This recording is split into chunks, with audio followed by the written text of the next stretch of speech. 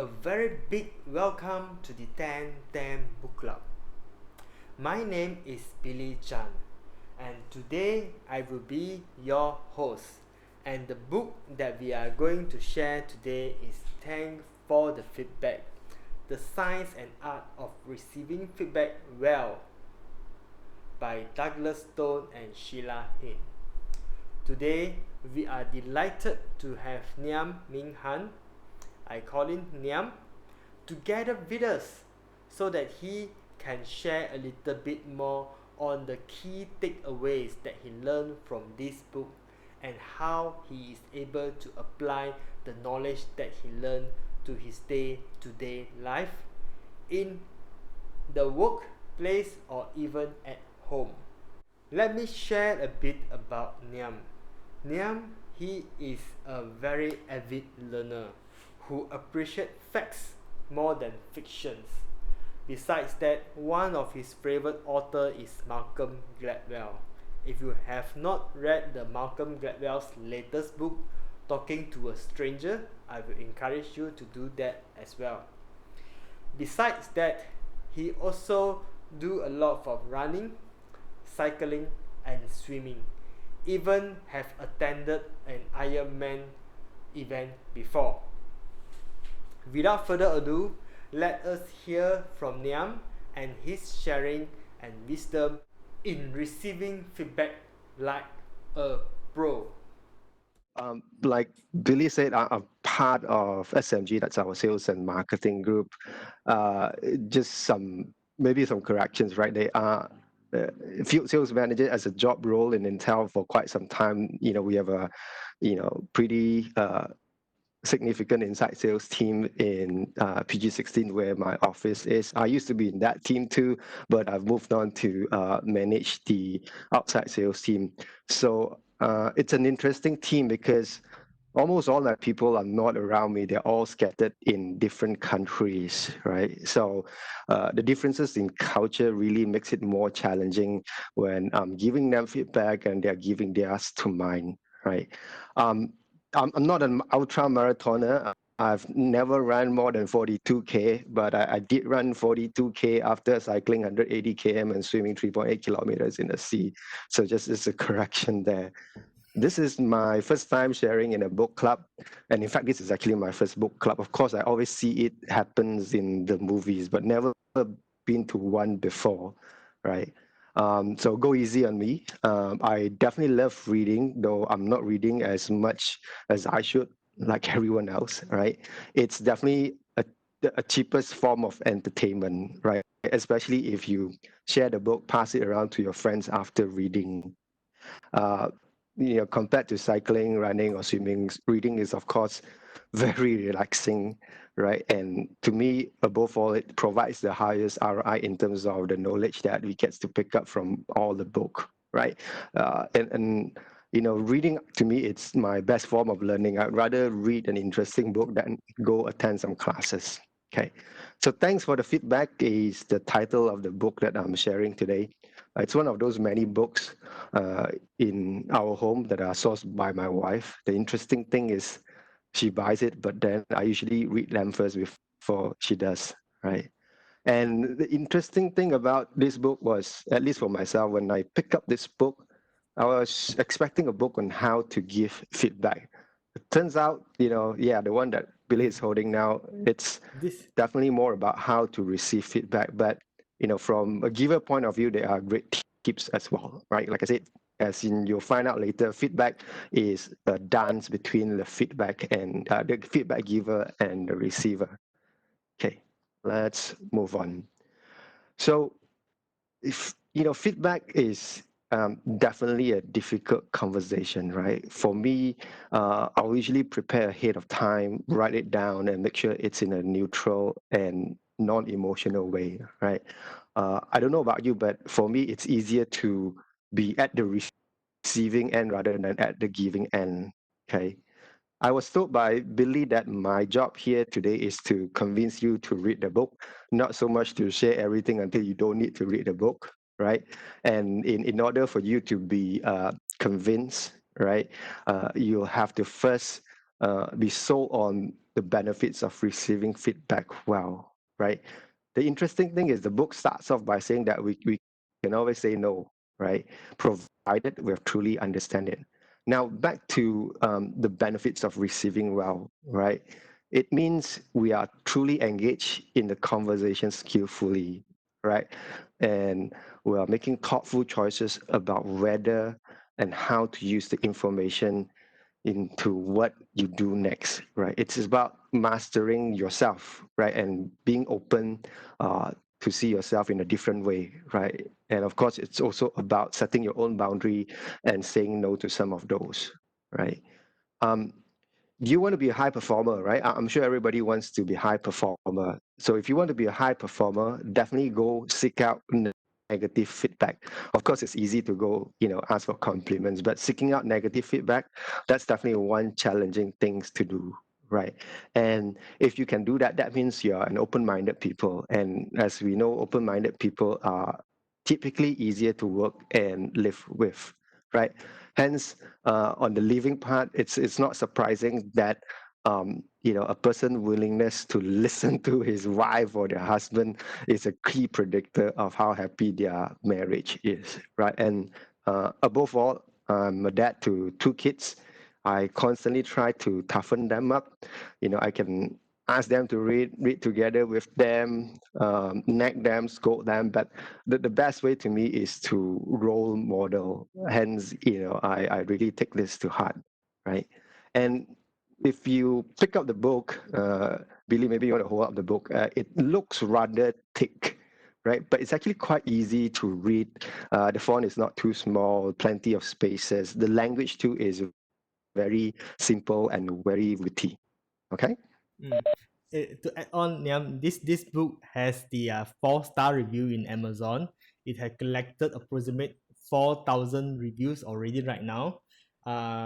It is, I think Niam say doesn't not quite think I do not so agree because you might need to take at least 1 month to finish it with a 2,000 words per minute reading. But Niam, you carry on. This is a good book for sure. Yeah, well, a lot of the later part of the books are like footnotes and what, so you can skip all those if you want. Okay, so feedback is definitely very difficult conversations, right? And we're bombarded with it all sort of feedback since we are young, right? Remember when you first learn how to hold a pencil, what did your mom and dad tells you? Or when you first start to cycle, or when you first learn how to play any forms of musical instruments. And of course then there are tons of exams you had to sit through, and the results itself are also a form of feedback. So how do you all usually react to feedback, right? Do you usually avoid it, right? That's quite common. In fact, it's probably more common than the second reaction, which is to fight or argue about it, right? According to the authors of this book, Douglas and Sheila, what we should be doing instead is actually to seek the middle path. That is really to understand it, right? In today's workplace, feedback plays a very crucial role in developing talents, right? And above all, aligning teams, solving problems, and boosting the bottom line. But lots of research has shown that most people are not getting what they need out of feedback, right? If you look into performance review, more than half of respondents say it's unfair, right? And a quarter of them says, "Oh, I hate performance review more than anything else," right? And a whole lot of execs says, "Hey, um, part of the reason why they're not improving is because their managers lack the courage to give them the truth, right? And to do it in such a way that they go through that difficult feedback conversation properly. So obviously something isn't working, right? Companies are spending billions of dollars each year to train managers and leaders on how to give more feedback, right? The thing is, when the feedbacks are given and what is received in turn is rejection, right? Most classes would encourage the feedback givers to be persistent, to continue giving the feedback, right? So you're in this endless cycle where nothing actually really gets through. So um, the main thesis of the book is that the focus should be on creating pool, right? Creating pool is about mastering the skills to uh, drive our own learning, right? It's about how we recognize and manage our own natural resistance to feedback, right? How to really engage in it with confidence and curiosity, even when the feedback is wrong, or off base, not fair, badly delivered, and even when you're not in the mood to receive feedback, right? It's very very very important as as a person for personal growth, really, because the biggest determinant of your growth is not your teacher, it's not your manager, but it's you yourself, right? So to me, the whole thing about this book is also about personal growth and the growth mindset, and the book does talk a little bit about that. Now, why is feedback such a difficult conversation, right? It's difficult. Feedback is difficult because it can be threatening, right? In fact, the scientists did some experiments. They wired people up to see, how does their brain pattern looks like when they're getting feedback.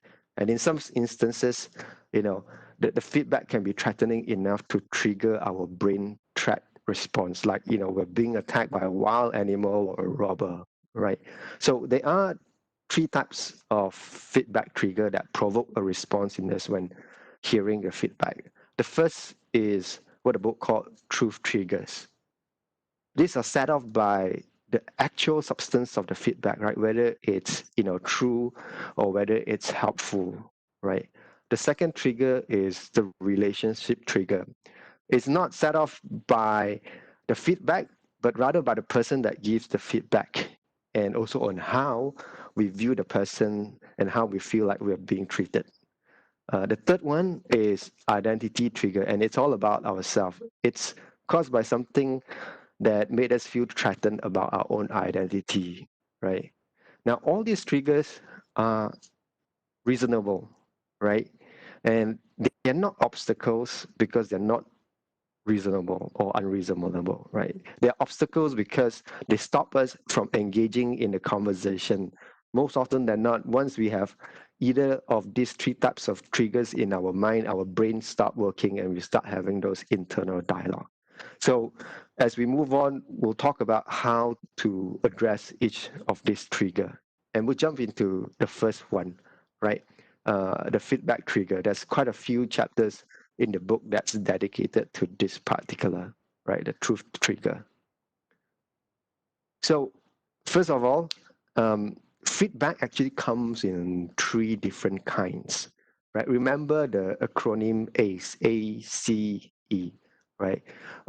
Appreciation, coaching, and evaluation. Those are the three types of feedback, right? Don't forget, appreciation too is a form of feedback most often than not, right? But people think it's just a compliment. It's not exactly a feedback. What most people think of feedback is actually coaching or evaluation. Now, the problem is, um, you know, uh, we need all three, but often than not, we got a different type versus what we actually wanted. And here's some example, right? The first one, um, let's say you're actually, you know, you want some appreciation, right? You're expecting appreciation from your manager when you get into a conversation. You want to show your manager the work that you have done, right? But instead, what your manager tells you is that, hey, if you use a different formula here, you save a lot more time, okay? Then you'll be thinking like, hey, does my manager even notice all the hard work that I've done, right? So again, there's a mismatch in terms of the types of feedback that we want versus what are actually given, right? The second one is, an example of coaching. You clearly wanted some coaching. You want some guidance from your manager how to perform a task. So you went to your manager, but what your manager tells you that, okay, I think you're doing well, right? and then he goes off, right? Well, hopefully you feel good, but uh, at the end of the conversation, you are where you started. Your manager still haven't given you tips on how to perform the task, right? Um, Finally, a lot of time, what you really wanted is evaluation. You want to know where you stand, right? But instead, your managers or your peers, told you that, hey, you've been working hard. Keep up the good work. He's not telling you whether you're really getting promoted or not, right? So that's the thing with truth trigger number one, which is often triggered because um, you want some feedback.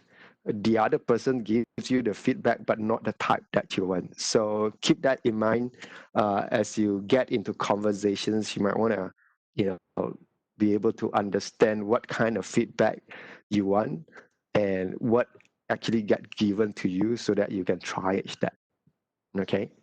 Now, besides the mismatch in types and the types of feedback given, the next issue are labels, right? Labels are commonly applied when feedback is given. And if you look at the table, it has some examples for, some of the different feedback types. The first one is coaching. I think this one is fairly common, right? We always get told by, our friends or managers, hey, you got to be more confident, right? And then you're scratching your head like, how can I be more confident?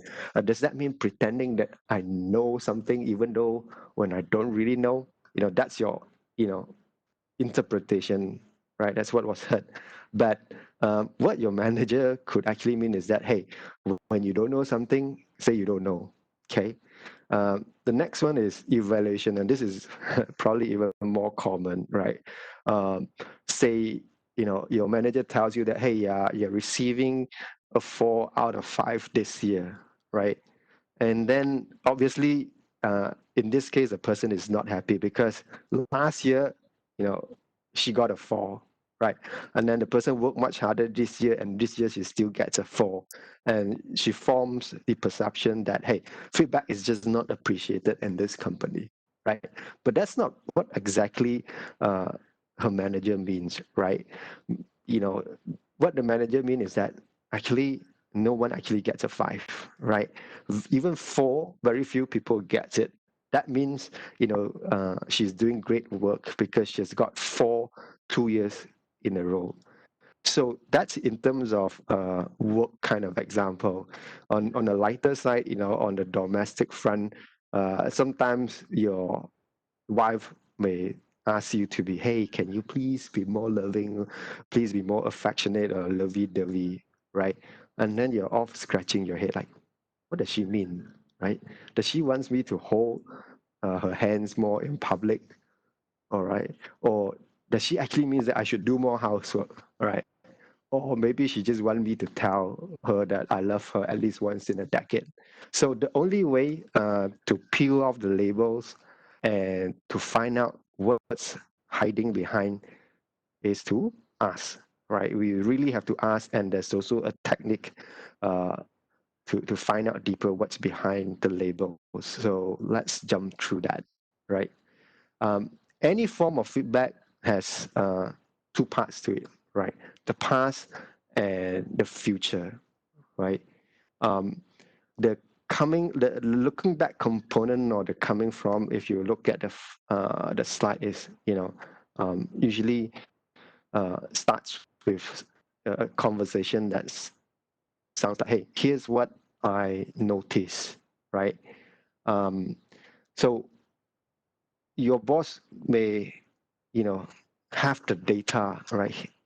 His data is that, hey, I heard you tell Gus that you're too busy to help, uh, and you know, he doesn't see anything else, right? He doesn't understand why you're too busy to help Gus, right, or whoever, right? But usually, you know, that observation or that data is not, you know, shared to us. What we usually hear is the interpretation of the data. And in this case, instead of telling you that, oh, he heard that you told your colleague you're too busy to help, your boss would just tell you you're not a team player. All right, that's the label or the interpretation. Okay, so to find out, we really have to ask for the observations behind it. All right, and um, we have to ask what's hidden, what generated that interpretation. Okay, but the interpretation, of course, can be biased. The data collection itself can be biased too, right? Because what we don't notice or what we notice is not random. Okay, if the feedback giver is somebody that really likes you and thinks that you are terrifically competent, awesome person, they're going to notice all the good things that you have done, right? They go out of their way to find examples of how great you are. But if there's friction in the relationship, if the person is not on good terms with you anymore, right, he'll definitely focus on things that you've done wrongly, right? And he'll just completely forgot what you have done right. So that's the coming from portion, right? The other component is the looking forward component. The here's what you need to do part, right? And this is where we also need to clarify, right? We need to specifically ask for advice and examples. Example is a great way to ask the feedback giver to elaborate further, right? Or show me how. And also ask, hey, what if I don't do it, right? Um, One of the good example is, okay, uh, your maybe your manager tells you, hey, if you win that high achiever award, you'll be asked to deliver a speech, right? And make sure your speech really sparkle. That's it. That's the feedback, right? And then you're off scratching your head again. What does sparkling really means, right? So you have to find out more. What is your boss definition of sparkling? Ask him or her to give examples, right? Maybe ask him or her to show you some YouTube videos of a sparkling speech so that you can find out more exactly what the sparkling means. So yeah, that's the label portion of it, right? So assuming you've understand totally, right? What if you still disagree, right? And it's actually okay to disagree, right? Or say no, right? Only after you've thoroughly understand the feedback. And in terms of the communication itself, if you thoroughly understand, right, you've succeeded, right? Because the goal is to understand the feedback giver and for them to understand you, right? And also remember, the better you understand uh, where the feedback comes from and what will happen if you don't do it, then you have more bullet points or arguments to explain why you disagree with it. So it's actually okay to disagree, and we'll see later on some of the techniques on how to say no and disagree. Okay.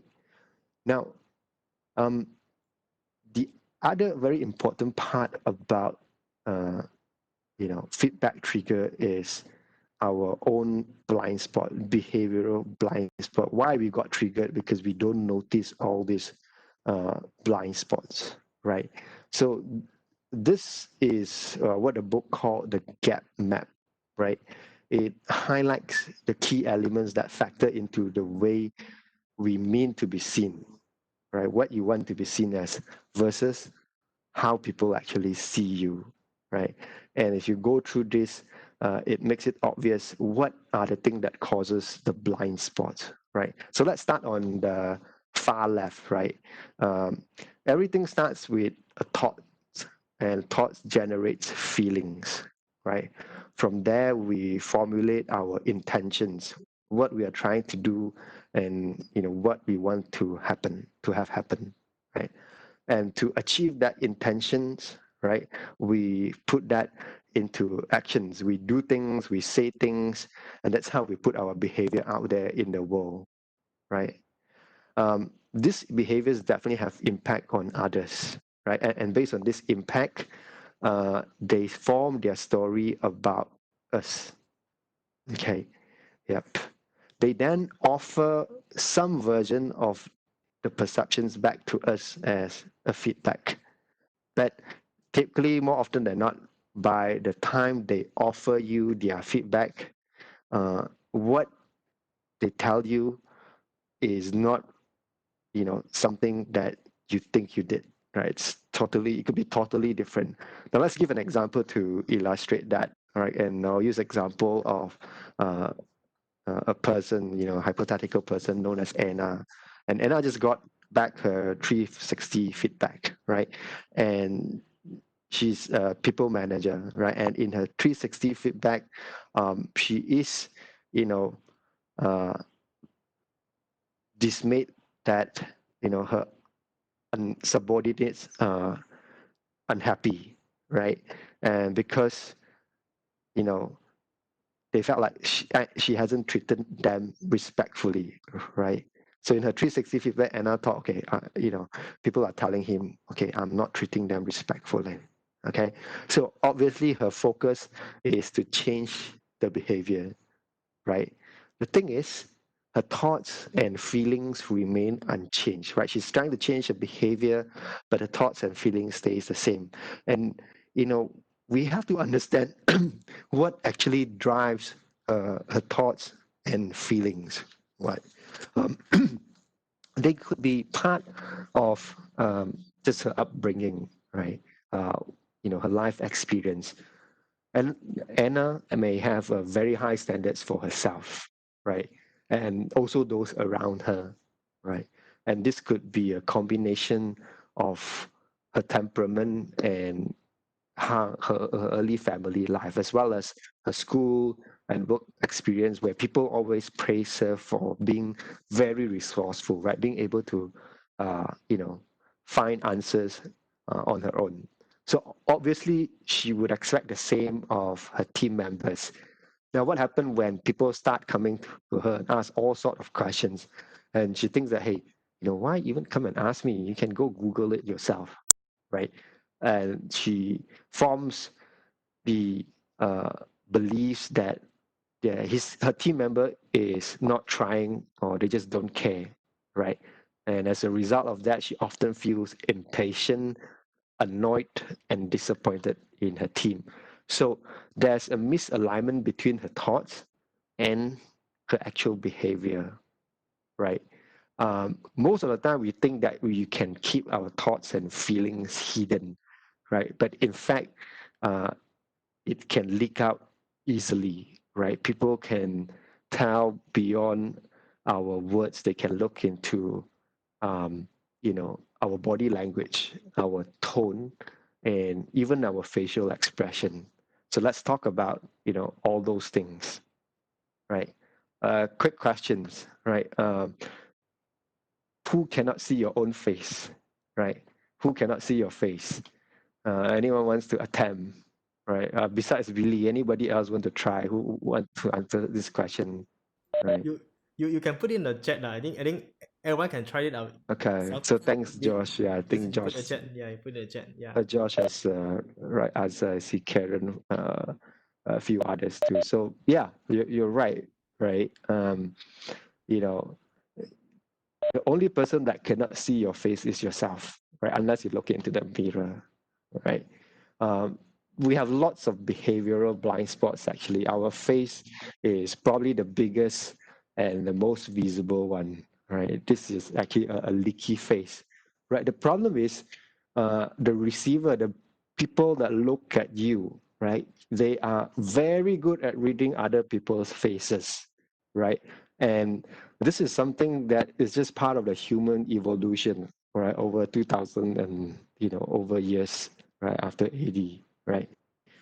We survive, human as a species survive because, we could cooperate with one another, right? It's not because we are stronger or faster, right? We're definitely not that, right?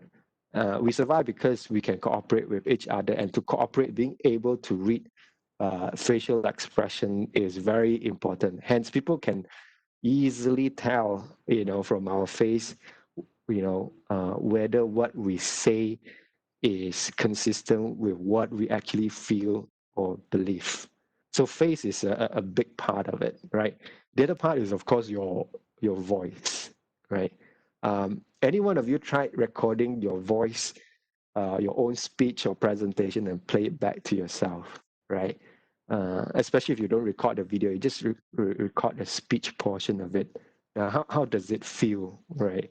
And um, most often than not, you feel like, that doesn't sound too familiar, right? Uh, so there's a part of the brain. It's right above the ear. Probably, that's why, because it's dedicated for processing, voices, speech, and sound. That part of the brain is called an STS, right? If you want a biological name, I think it's called the superior temporal sulcus. So this is the little piece of our brain that is dedicated to taking in language and reading tones and meanings. The interesting thing is when we talk, it turns off, right? We don't hear our own voice, right? At least not the same way we hear everyone's voice, right? So maybe that's why when your son tells you, don't scold me, right? And you'll be like, I'm not scolding you, I'm just giving you feedback, right? So those are some of our behavioral blind spots. Okay, so enough on the first part. Let's get to the second part, right, on relationship, right? It's one where the feedback actually brings up relationship issue, right? Where the receiver brings up another topic that focus on the who or the relationship itself instead of focusing on the actual feedback, right? And feedback in relationship is rarely the story of you or me. It's more often the story of you and me and the relationship systems. So let's jump into it. Now I'll illustrate it through a story, or rather a dialogue or a conversation.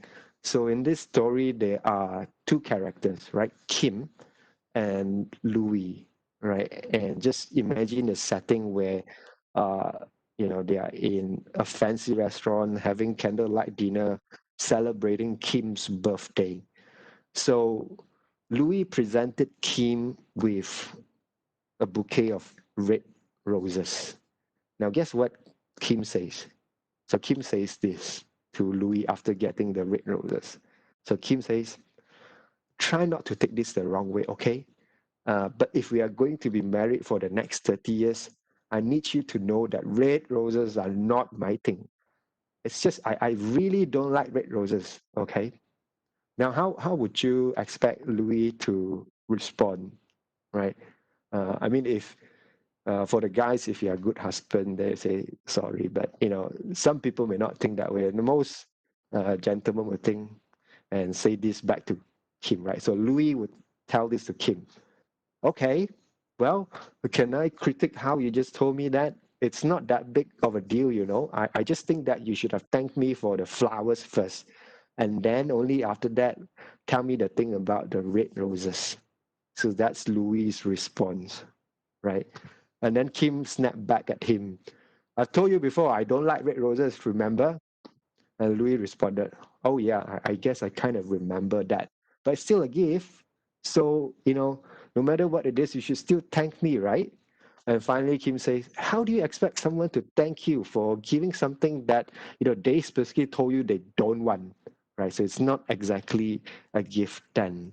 So um, if you follow the story or the conversation, um, you found that there are actually two topics, right? Kim brought up the topics that, hey, you don't listen to me, right? When I tell you things and you don't listen to me, what I actually felt like it's a huge insult, right? And it makes her feel like she doesn't matter. But Louis, on the other hand, keeps on thinking about Kim's lack of appreciation. So obviously there are two different topics here, right? And that's what we call switch track. When you start with one thing and the other person actually brought up another thing, right? That's switch track. Uh, it's actually good if this happens verbally, but a lot of time, the other person just remains silent, right? And you won't even know what's actually hiding underneath, right?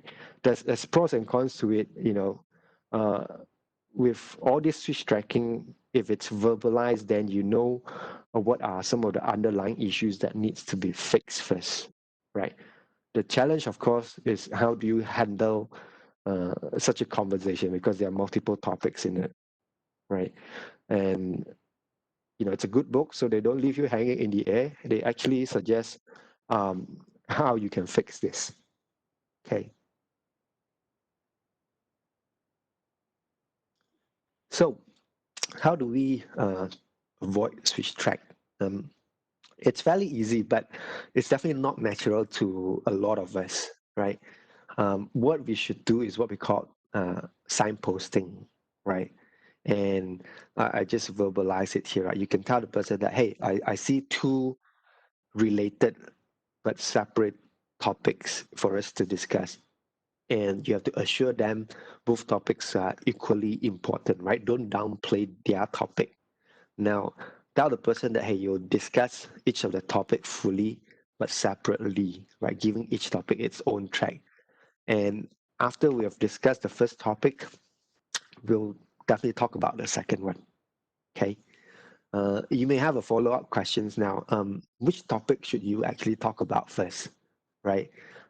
If both of the topics are, you know, important and have the same emotional weight to it, right? Then start with the first topic first. But if the second one has a stronger emotional tone, attached to it, then work on the one that has a stronger emotional tone first, right? And as you work through that, um, it may be more than just two issues, right? It could three, four, list all of them down, address them one by one, and discover the underlying relationship issue, right? The underlying relationship issue may not be very obvious. For example, your colleague may tell you, hey, can you please be more responsive, right? But what's boiling underneath is that your colleague is frustrated that you're not actually returning uh, his emails or his calls, right? Or maybe you thought, your girlfriend or boyfriend, uh, you know, really loves you. He always tells, hey, don't work so hard, right? You might be happy if you don't work so hard. But what you may not notice is that that's a way of telling you that he or she is lonely. You're not spending enough time with her. So, that's how we fix switch track. Okay, so the whole thing about this relationship trigger is that we really have to separate the what from the who, right? Focus on the what, not so much on the who, right? And in a lot of cases, once we are triggered, it's triggered by how the person actually gives you feedback, or when they give feedback, or where they give the feedback, and of course the credibility of the giver itself, and whether you actually trust them, right? um, the best example of why we should separate the what from the who is, um, if you have not noticed, we actually accept feedback from strangers better, right? Because there's no relationship involved, there's no emotions uh, between us and a stranger, right? I'm sure you have encountered a situation before, not so much the conversation with a stranger, but you went back and tell your best friend or your partners, hey, you know that stranger told me that I tried it and it really works. And then your friend tells you, hey, I told you that 3 months ago, right? So that's the interesting part, right? Now, very important tips from the book, right, on career growth. If you want to fast track your growth at the workplace, or actually even in life, um, go directly to the people you have the hardest time with, right?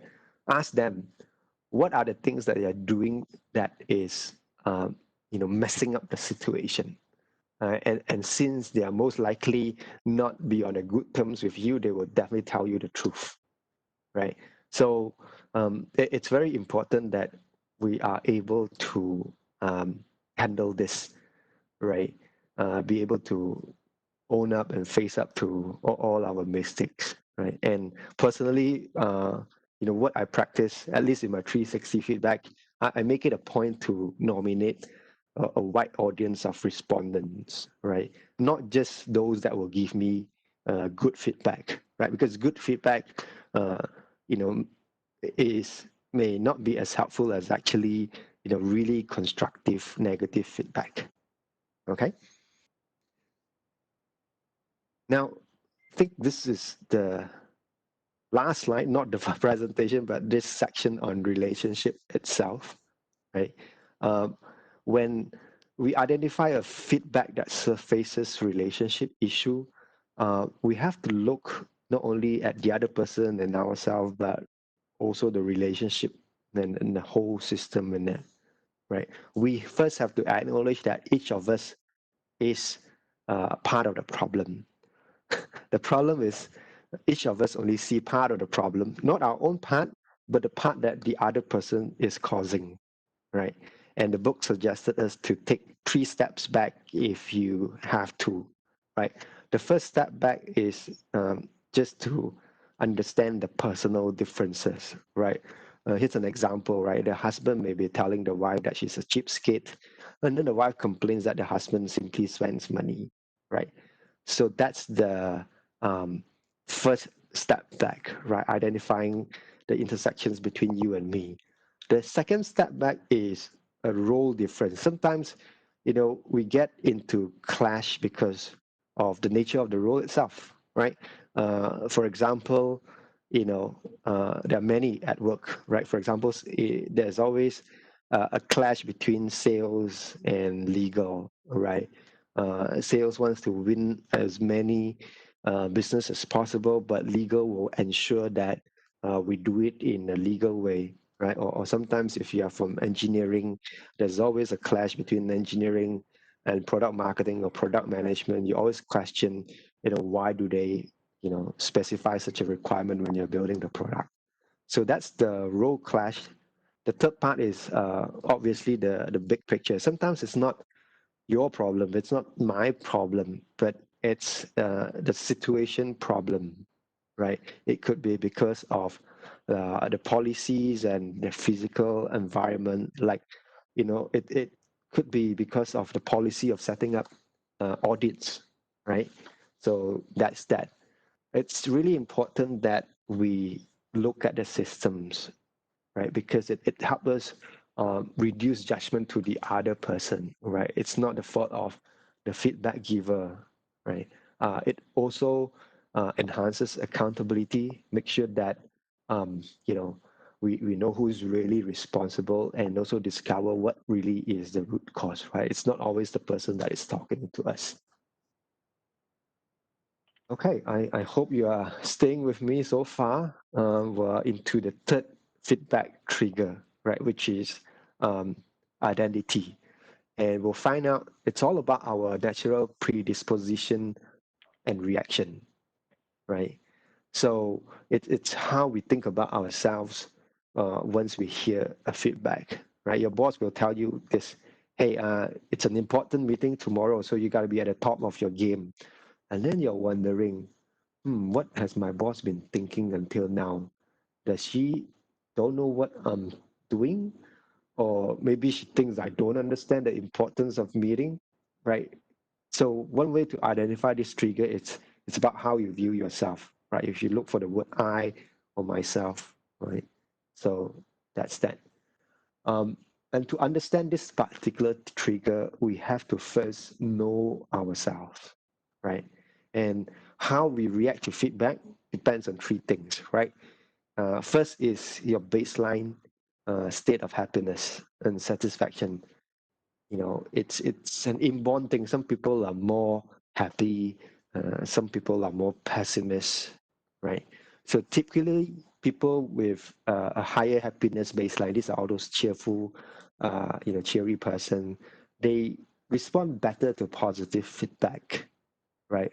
A pessimist person will respond better to negative feedback, right? So that's the baseline.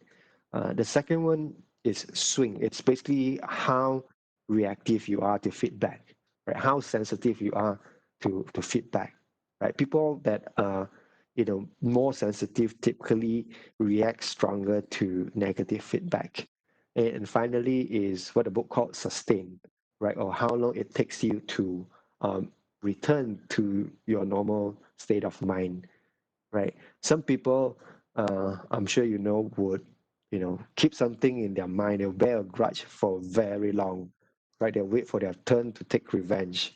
But some people, after an argument, the next day they'll still be very friendly with you, right? And there's actually a really huge variance from you to me, from me, Billy, or anyone else, right? The variance can be as much as 30x, right? Right, 30 times. So we're just all very different, right? On this part as well, beyond ourselves, it's also how we view feedback.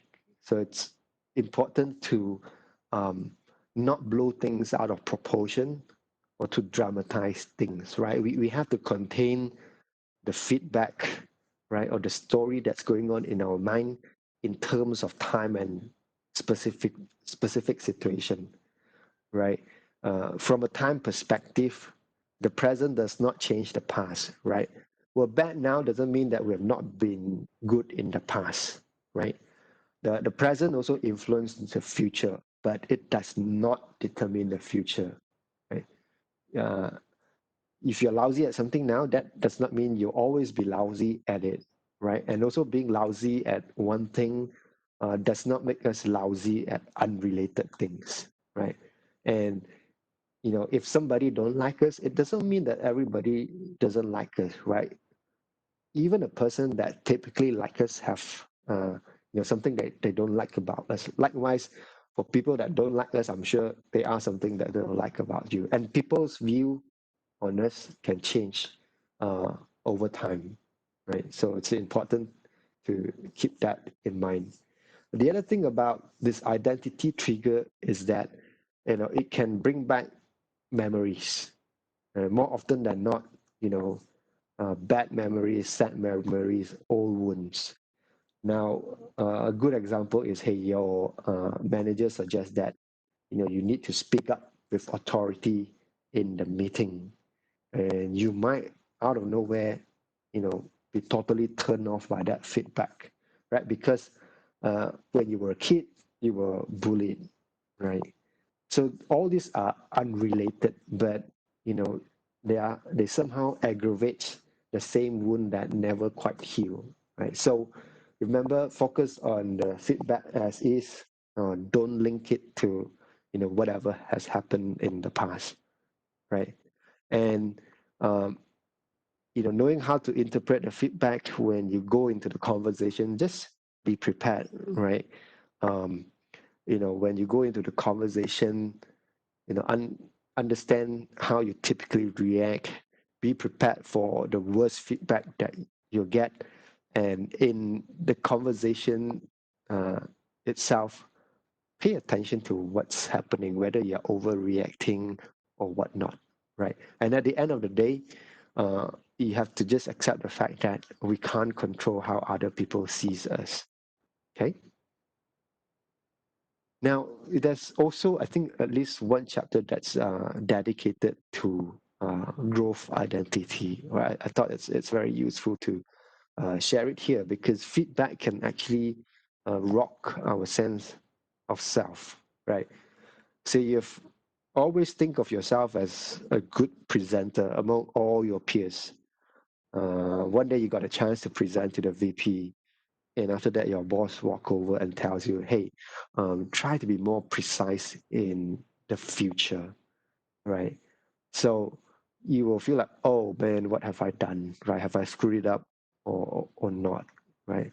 And if we box ourselves in, it makes things even more difficult. You may be a good presenter now, but you're not the best presenter of all time, right? There are times where you will do badly. So if we view that the world is complex, that we are complex, right? Then it's okay to hear such feedback, right? treat feedback as definitely a form of learning, right? Um, if you want to feel better, definitely approach it from a coaching angle, right? Remember appreciation, coaching, and evaluation. I think all three are fine, right? But just avoid taking feedback as a form of judgment, right? Uh, so finally, a very good tip on managing your trigger, right? The book suggests giving ourselves a second score. So what do they mean by second score? It's about how um, we react to what we did, right? It's not what we did initially that the feedback given was. Rather, we score ourselves on how we react to the feedback. If we react really well, right, calmly and truly understand it, then you know we should give ourselves a very good score because now we are able to receive the feedback well. So that's that. So like I said, right in the beginning of the fall, there's a disclaimer, right? You can say no, and there are times when we should actually say no, right? For example, we should say no to feedback when it's actually a character attack, right? Not a behavior attack. But how do you tell a character attack apart from behavior attack, right? Here's an example, right?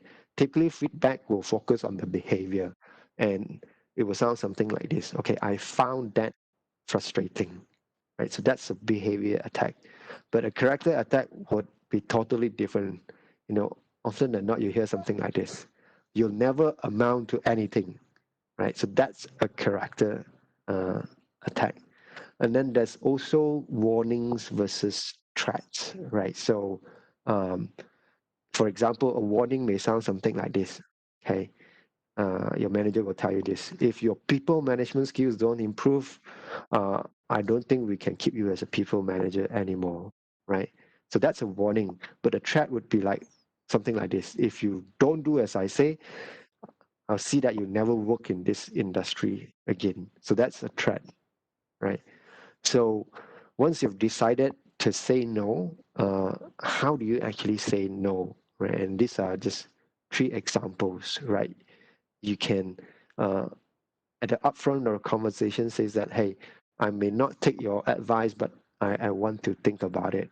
Or maybe it's uh, you want to tell the person that, hey, thanks for the feedback, but it's not something that I want to talk about right now because there are other more important things.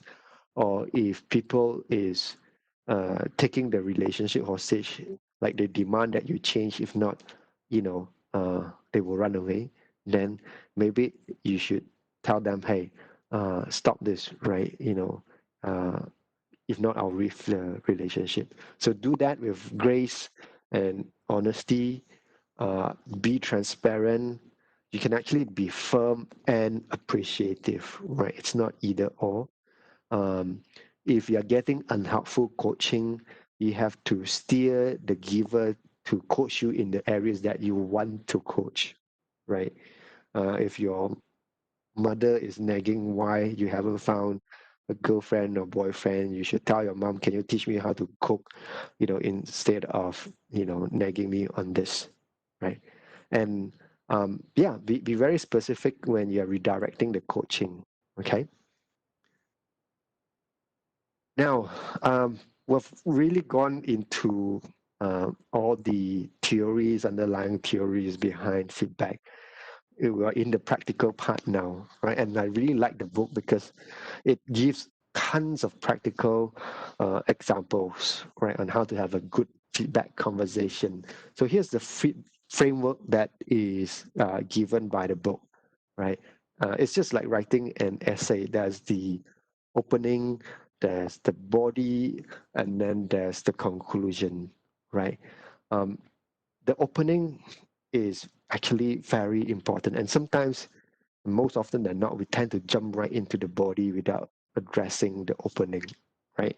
First thing first, uh, you have to decide: is this a feedback, right? For example, if your boss don't put you on that cool project, is that a feedback, right? Is that your boss way of telling you that you're not, up to the mark, or maybe it's just a resource allocation decision, right? Because your boss still needs you to work on this current project. If it's a feedback, then find out whether it's an appreciation, coaching, or evaluation, so that both the feedback and receiver are talking about the same types of feedback, right? And find out who decides and whether it's negotiable. And sometimes it's not, right? It's a command, right? You're not the person that decides, the other person, and it's obviously, may not be negotiable, right? If it's a command. Uh, and you don't have to, um, you know, always come to a conclusion. Okay, actually, let me save that for the conclusion portion. Now let's go into the body part of it, right? In the body part, obviously you got to listen, right? You have to listen to understand, right? And listen not to response. And while you're listening, watch out for your own truth trigger. And of course, uh, it's you'll have your turns to talk as well, and that's where you really need to assert. By asserting, we don't mean trying to tell the other person is wrong and trying to prove yourself that's right. It's more about putting everything on the table, highlighting things that the other person may not have seen, right? And process move, right? Process move is challenging. It's about how you manage the conversation. Remember, you are in the conversation, you're trying to understand, you're trying to assert, and at the same time, we want to make sure that the conversation is flowing, right? You're addressing everything. So it's almost like stepping out of the conversation and making sure you're on the right track, that you're not rat holing, or that you're not switch tracking and all that, right? And finally, problem solve, right? Find the solutions to the feedback. And the conclusion part is close with a commitment, right? Um, and it doesn't have to be a long list of AR, right, or a comprehensive plan. It can actually be as short as a sentence, right? For example, you can just say, hey, I want to think about what you just said, but let's talk about it tomorrow, right? Because in actual life, feedback is not just one conversation. It's typically broken down into multiple different meetings, multiple different conversations, right? So that's the framework on how you would navigate the conversations.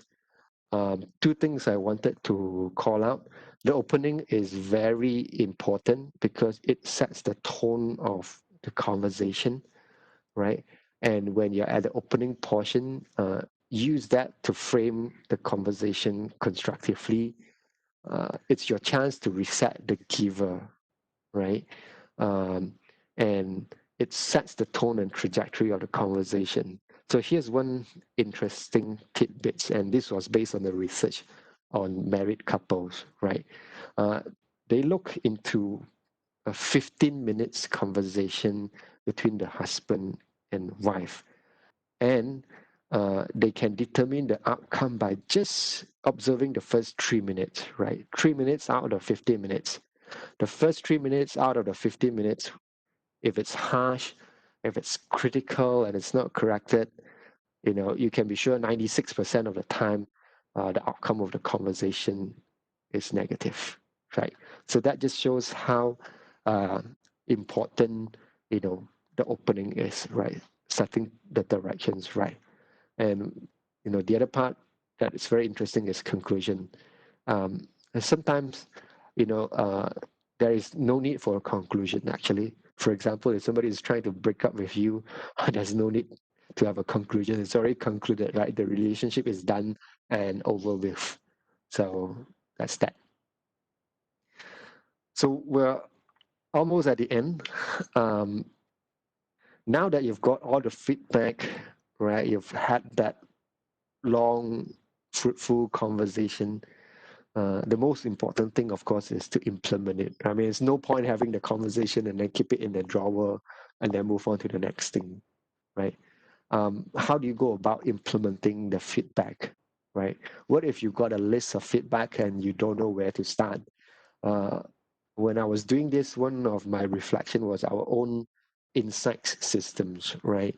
The manager is supposed to, list down a couple of things to work on under results, a couple of other things to work on under culture, and a few more on learning. So then you have this whole long list, right? Which one should you go attempt first, right?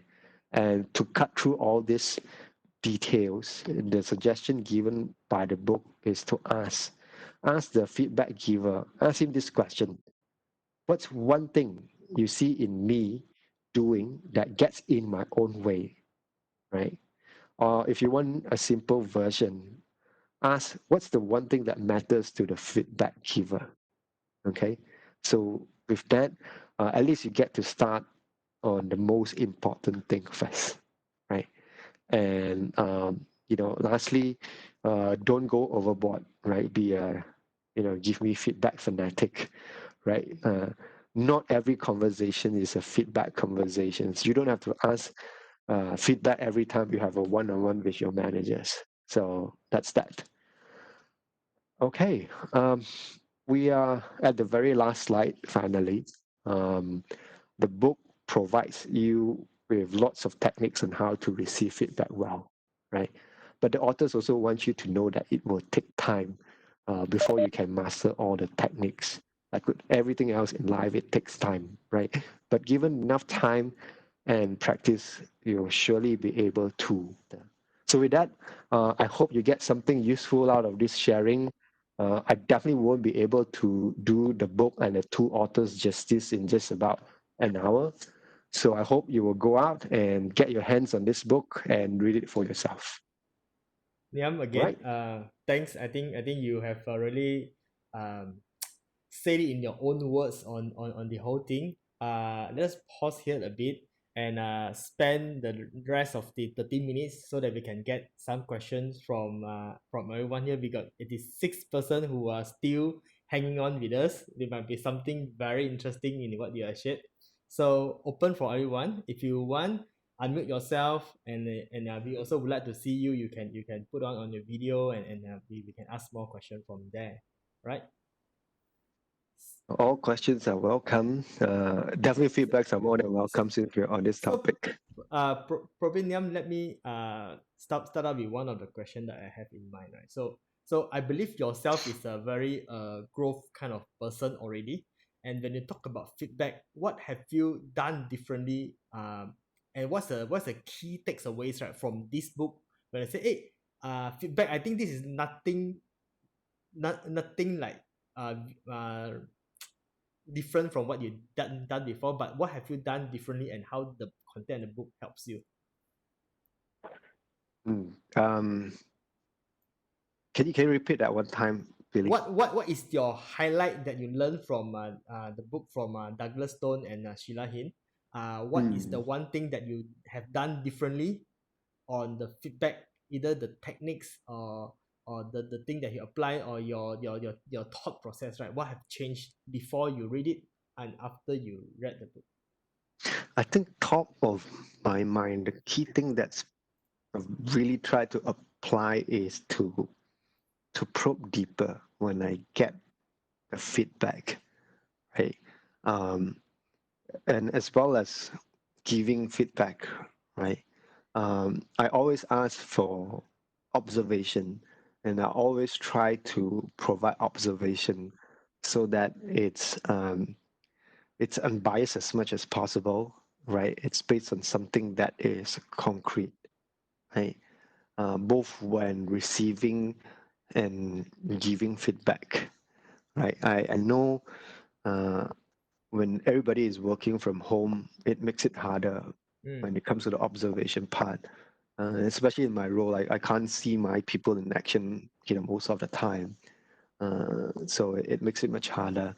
The other part is uh, remember that slides where we talk about where uh, there are two components to a label, Mm. where it's coming from, where it's getting to. The other component is really um, when people give me, um, feedback or advice, I try to ask them to elaborate, right? To make sure I really understand what they want me to do, right? Based on their own experience. I like to ask uh, my manager or my mentor, like, hey, what would you have done in this kind of situation, or what other things I should consider? So I think, yeah, that's what I can think of on top of my mind. Yeah. Mm.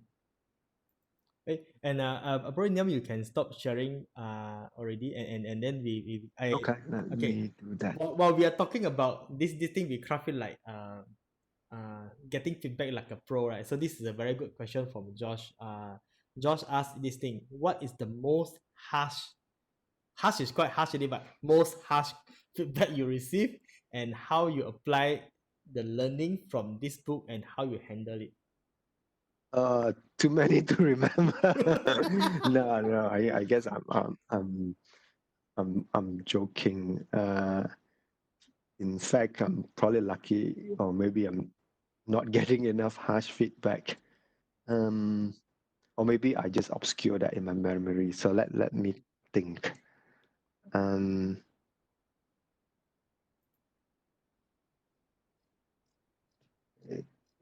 I wouldn't call it a harsh feedback, but one of the recurring theme for my area of improvement is to be more visible. Right? I think that's a very common thing among all people. Um, and you know, obviously at first, uh, it's not very obvious. Like, what exactly does the person means to be more visible, Mm. right? And it's not something that I can fix over the years. I think I've probably taken me at least maybe 20 years to fix it. And I'm still continue to fix it. Um, One way, is to um, see how other people perform, right? Being able to observe others helps a lot in implementing the feedback, right? Uh, Especially if the person is very uh, similar to you in terms of characteristics and behavior. If a quiet person can suddenly speak up, and be very assertive, uh, to me that's a role model. So I say, yeah, I learned through the role model. So that's my answer. I think, Josh, I probably haven't answered your question exactly on the harshest feedback. Uh, I don't know whether it's a good thing or bad thing. Maybe, haven't um, haven't had much of it lately. Oh yeah, maybe one. This was from uh, one of my previous team member. I think the feedback was, hey, we're too focused on numbers, right? I'm in sales, so uh, you know we live on maybe a quarterly or at best a yearly Mm. basis, right? It's all about meeting numbers. So now I have this person who's uh, shall I say, very customer oriented, right? So, we were having this debate like, hey, he feels like we are just too um, um, number focused and not doing enough to be customer oriented, right? So I think that was one of the harsh one. I wouldn't call it harsh in the manner, but in terms of the nerves that it touches. um, and how I addressed that was, you know, I try to bring a balanced view to the conversation, right? There's a need to, balance customer orientation with meeting our numbers, right? Uh, two things. Um, at the end of the day, we're still a business, right? Uh, and particularly for my team or my role, our job is to hit the numbers, right? Mm. But how do we balance, right? That the challenge is striking the balance, yep, and making sure that we address all this. I'll give you an example. Um, we have this thing in sales and marketing where we support the customers in designing in their boards, right? This team in Asia Pacific, uh, and truly customer oriented, they manage to boot up their board or what, right? But when the customers eventually go to productions, uh, they may not buy in this part of the world, right? So we don't get credit. They buy from other parts of the world or what, right? Or maybe buy from open market, right? So um, there's a need to balance it, right? We can't say, oh, yeah, I'm not going to support you because you don't buy from me, right? Go get support from the person that you're buying from, right? Mm. I think no, we will still support the customers, and as a manager, we try to paint a big picture that Intel will benefit. Other parts of Intel will benefit, Mm. right? And that's where the looking at the system helps, right? Not just uh, you and me, right, or the role, but the overall uh, setup. Yeah. All right. Yes, that's a very good one. Yeah. And let's here take one more last question. If anyone have one more last question. I think thank this SB here. Thanks a lot for sharing, Niam. This is good stuff. I kind of want to acknowledge that I think what you say is really true. In through my career, right, I always see that feedback is always one form of essential element for the good communication as well. And you have to really let people feel that the feedback is we value their feedback, and is a feedback is a really a gift from them. And how we're going to do that is make sure that whatever feedback that you receive, you really act on it, and can see people, let people see that you really can appreciate the feedback and turn out you to be a better one. Mm. Yep. Yeah, and just to add on, since SP brought it up, I'm very fortunate to have worked for SP before. I think he's a role model of taking feedback as a manager. He's very Yeah. open. Even though I report to him, he takes my feedback very openly, and he does that for everyone else too. Mm. Yep. So it's been a pleasure. Yeah. So let's pick one more question. Or there's one come from how. Let me take from how Kwang's question.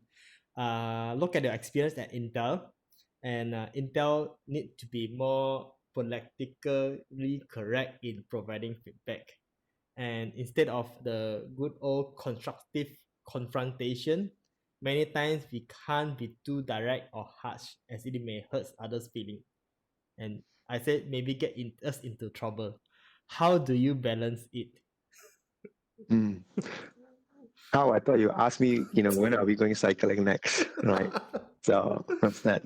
Um, yeah, I mean, I acknowledge that sometimes, you know, we we tend to over polish the message that the intention is lost, right? We try Mm, to be politically correct. Um, I think we need to strike a balance, right? And I think one thing that really helped is to write it down. I know it's definitely time consuming to write things down, but um, if you can write it down in a neutral manner, right? Be firm but neutral. Don't call names or attack characters or what, but just be very firm, right? And focus on the problems, right? Um, I think it will help. This was one of the thing I learned from one of the directors that we work with, right? And he told me that he is usually very direct, and the reason why he's very direct is because we just don't have time to second guess what the person is trying to say, right? Call a spade, not because it's a spade, but because we don't have time arguing whether it's a spade or a hole or a bucket or what, right? So I think we need to practice and implement this more, especially I think in an Asian context, right? Especially in Penang. Um, you know, we try to be more polite, but sometimes the message is lost, right? So I think, don't be afraid. Call a spade, but uh, the challenge is doing it in um, a manner that doesn't hurt the other person's feeling, right? Focus on the subject, not the person. Yeah. So I think as with everything else in life is about balance, right? Let's try to achieve that balance. Mm. Niam and all of we are really up the hours. I think Niam, you did a very very good job in getting the feedback throughout this thing.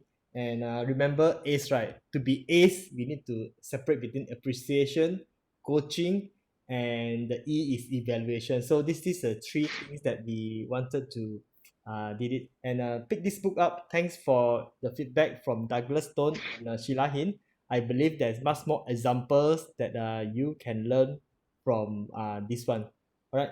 All right. This is all what we have for today. For the thanks for the feedback book sharing. If you would like to see and hear more of this in the future, please remember not to forget to subscribe to our 1010 Book Club YouTube channel and also press on the bell notification so that you would get everything as soon as we publish them. Thank you.